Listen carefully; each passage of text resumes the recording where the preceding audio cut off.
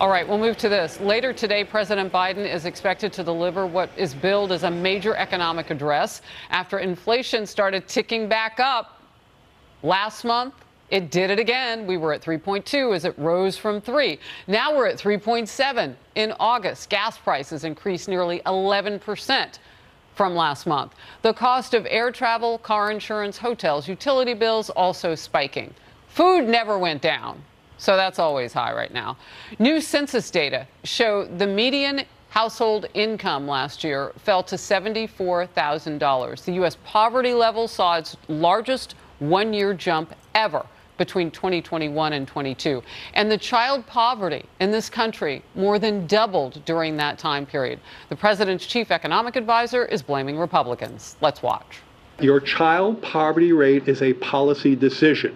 This president decides to have the lowest child poverty rate in history. That was his decision, and others, including 250 or something like that members of the House and 50 Republicans and 50 Republicans in the Senate, have made a very different decision to facilitate a more than doubling of child poverty by allowing the child tax credit that was doing so much of the lifting to achieve that historically low poverty rate, to allow that to expire.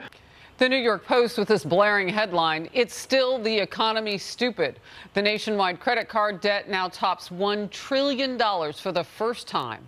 The average per household, $10,000 is the debt that they hold. Senator Hawley, you just filed a bill that would help with those staggering interest rates, so at least knock down part of the problems. That's right. What my bill would do is cap credit card interest rates, Harris, at 18%. No more than that. No hidden fees, no backdoor fees, 18%. We should give the working people of this country who Joe Biden is putting the screws to, we should give them relief. More and more people have to put on their credit card their monthly rent payments. They got to put food on the credit card because of inflation. And now if they do that, the average interest rate, Harris, is up around 30% on these credit cards. That is outrageous. We ought to give working people real relief. Well, and Senator, what I've been pointing out, when you put food and gas and those staples on your card, you're basically paying twice for them because of the interest that will be laid. You won't even get much use out of them because you're going to eat immediately. So this isn't something like a car that you take a loan out on and you get to drive it for several years. We're talking about the things that they used to be able to afford right then and there and not have to go into debt over. Look, real quickly, talk to me about what Republicans have done to get Democrats to constantly say that you voted against a bill, predominantly, I would say in the House, I would imagine, against a bill that would have relieved the poverty. What is to that argument? There's nothing to it that I know of. I mean, here's what the actual policy choices have been by this administration.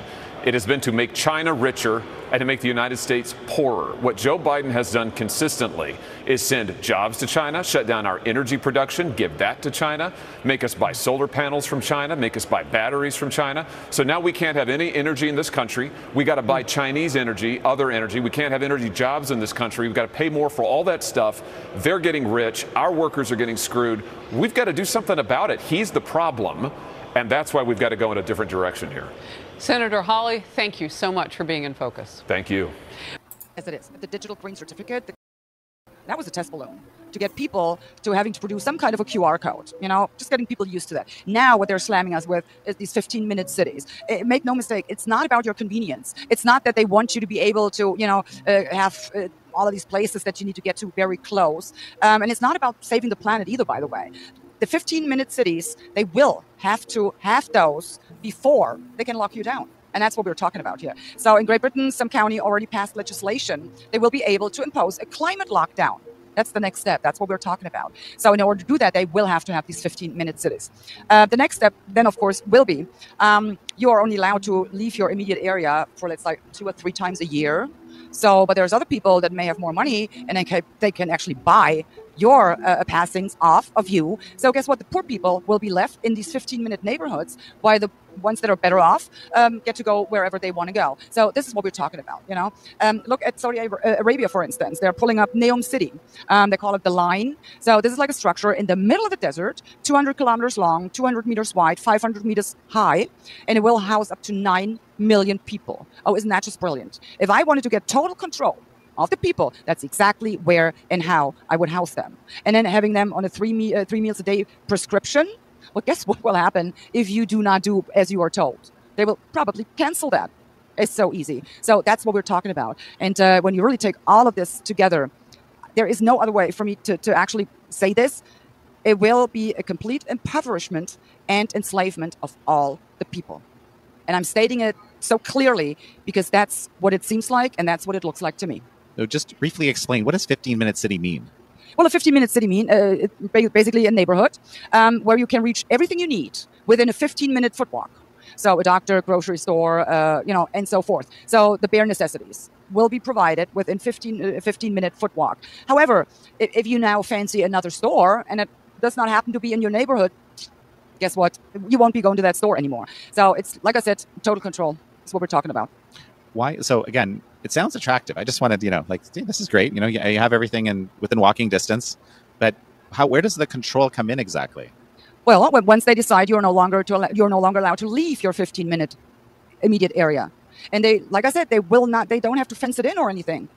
It will be done via digital ID. With a social credit system, kind Something of maintaining like that, compliance. Yes. And there's pilot projects already going on in Bologna. There it's called the Bologna wallet, and in Vienna it's called the Vienna token. It's voluntary for now, and it's only pretty much enticing people. If you do this, you get some tickets for a little less or something like that to go to the theater, something like that. Voluntary. Once again, first step. But soon there will be a time you don't have a choice anymore. You have to have, this digital green certificate, this QR code, whatever, and then they will tell you where you can go, what you can do, and what you can and cannot do. So.